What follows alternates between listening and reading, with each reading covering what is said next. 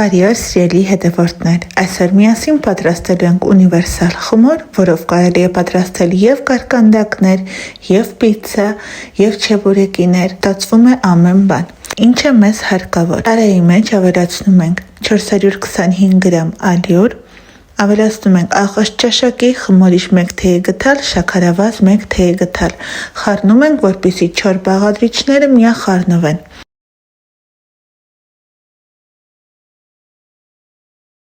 Հաջորդիվ ավելացնում ենք ձիթայուղ 100 մլ, գոլ ջուր 230 մլ եւ նորից խառնում ենք։ Հունցում ենք ձեռքով 10-ից 15 րոպե։ Հենց այդտեղ է կայանում գաղտնիքը, որպեսզի խմորը ստացվի փափլիկ, բարձրանա եւ վելուց ստացվի շատ ծակոտկեն եւ փափուկ։ Դե ինչ սիրելիներս, հուսամ, որ ձեզ դուր կգա այսօրվա բաղադրատոմսը։ Եթե այո, ապա կխնդրեի բաժանորդագրվել, սեղմել զանգակոճակը, որպեսզի բաց չթողնեք հետագա համեղ բաղադրատոմսերը։